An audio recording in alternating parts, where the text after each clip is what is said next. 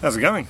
Thought I'd do a bit of a clip today about irrigation. We're hooking up a couple of pots. I potted out the dwarf fig, the dwarf mulberry, the neem tree, and I also potted into a larger pot the strawberry guava. And I'm just keeping them down here in larger pots until next spring, and that's when they'll go, actually the end of next winter, and that's when they'll go into the position in the front yard when we work out a design for the front little food forest area. So anyway, they're sitting in pots down here, but one of the big problems you have with pots, especially with trees, is they run out of water and that damages the plants. So what I want to do is irrigate them, but irrigate them in such a way that we don't have to pay close attention to them and make sure they're done every day, because I'm lazy, hence the wicking beds. So, not really lazy, but anyway, so I'm going to be irrigating them with these things. These are called a Wetpot. This is a pot model. They get buried into about a 2 foot or 60 centimeter diameter pot, up to about there, and they release water through this exposed clay down the bottom. The roots then search out the moisture because it's in an enclosed area in a pot and envelop the wet pot. And the roots take over the regulation of the watering. They actually stop water from coming out of the wet pot unless it needs it. And here's one we prepared about 10 years ago and I've kept ever since. This is, I have no idea what plant this was now, but this is what actually happens. The roots envelop around the terracotta, and yeah, you can, I don't know how well this matting's going to show up in here.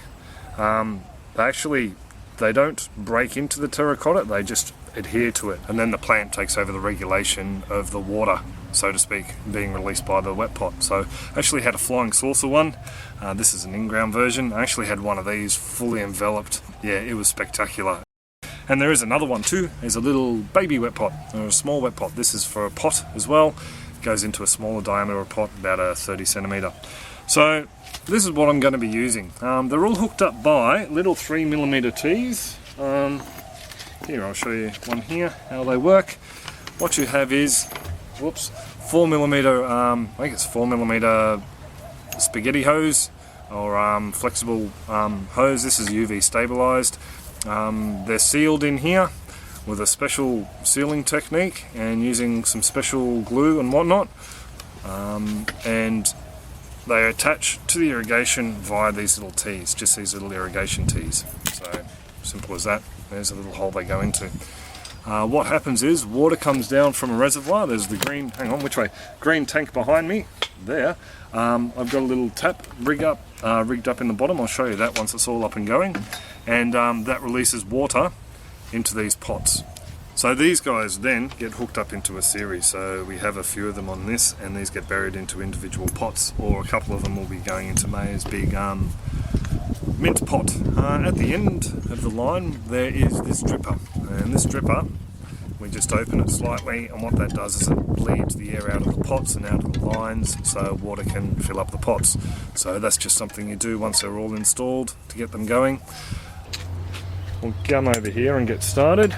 So what we have here is a purple flesh sweet potato, and because it's a vining plant, I'm actually going to put some wire halfway across this barrel so the sweet potato greens can climb up the trellis.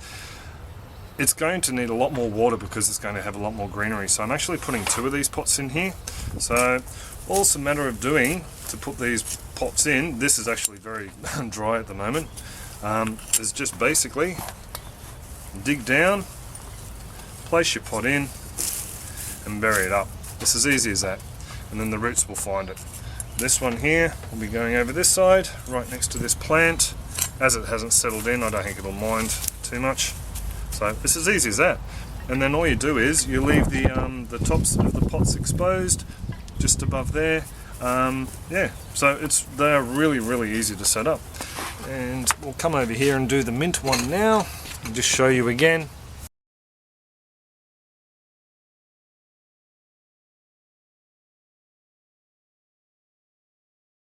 For this neem tree down here, I'm just going to use one of these small wet pots because it's a fairly small tree. It will grow fairly rapidly, but as it is a slightly smaller pot than the others, I just think this will probably work a little bit better. So these guys are just as easy as the others to put in. It's just a matter of making space in the soil, popping them down.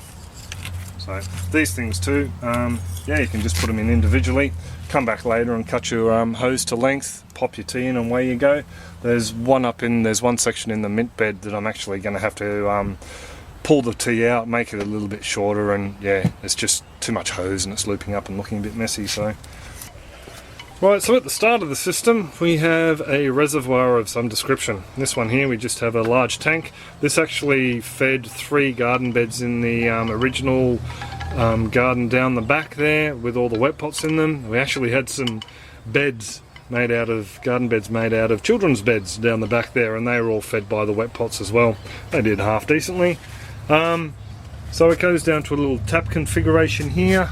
And what we have is a little clip on, the single joiner stuck into the 16mm pipe there, or half-inch pipe I think it is, down into your little spaghetti line. Then it runs into your teas that go into the top of your wet pots there, and they start leaching the water out. So I've got 2 in there, 3 in that one, a small one in there, the large one here, here and here. And I'll show you down the bottom here. This is the bleeding line, so as you can see it's bubbling a bit and the water's not coming out. That means it's still releasing air from the wet pots. There's air trapped in the actual pots themselves. So this one here, it's been bleeding for about half an hour now. That's what it looks like dry, this colour terracotta, and this is what it looks like once it starts to release some of the moisture. So it doesn't release a lot of moisture, but it releases a constant amount. And that's when the roots then come and find the pot and envelop it and start to regulate their own water usage. So in that respect, extremely water wise, especially in a climate like Australia, where some places may not see rain for a long time and you're relying on tank water, but you still want to grow your veggies. Yeah, these guys really work well for that. As you can see, it's already making the soil slightly damp down in there. The rest of this soil's nice and dry, but down in there it's starting to get nice and damp. So I'll have to bury him in there, just some of Muggsy Jeff's Chinese red shallots. So we've had these in our garden down the back there before. Before that we had them in pots when we were renting. That's where we first, about 10 years ago, I first met Peter at a permaculture do and bought him out. And then we moved in here and we had them in the garden down the back, and they did really well for about 6 months until the tree roots found them. And then the gardens, we couldn't work out why things just weren't growing as well as they were to begin with. And that's when we investigated further and found all the roots from the trees had taken over the pots and pretty much all leaving the garden beds dry as. That's when we went to the wicking beds, and that's why I've never really gone back to these guys. But now we're in pots and we're trying to keep these plants nice and healthy until they can go out in spring next season. Yeah, I can use them again. Also too, if we ever end up with we would like a little herby sort of area out here, and if we ever build a deck upstairs, we actually will run wet pot systems up there. So it just makes so much more sense. They work so well. The plants get the water they need, there's no wastage. I suppose I should stop nattering on. I'll try and make up some of those DIY ollas out of terracotta pots just to show you my take on them. Other people have done them. There's I think there's 1 or 2 clips on YouTube. I know I've seen articles on people's blogs and different places. If I can find one, I'll stick it in the description below. Dan from Allotment Diary, Dan from Allotment Diary, he's a potter and he's actually got a clip of him throwing one on a wheel. So I've only ever slip cast, I've never thrown on a wheel like properly. I've made a vase or 2, but that's about it. Yeah, so I'll pop a link to Dan's clip, and yeah, any comments, questions, suggestions, drop them in the comment section below and I'll get back to you. So take it easy and have a good one. Hope you enjoyed the clip. Catch ya.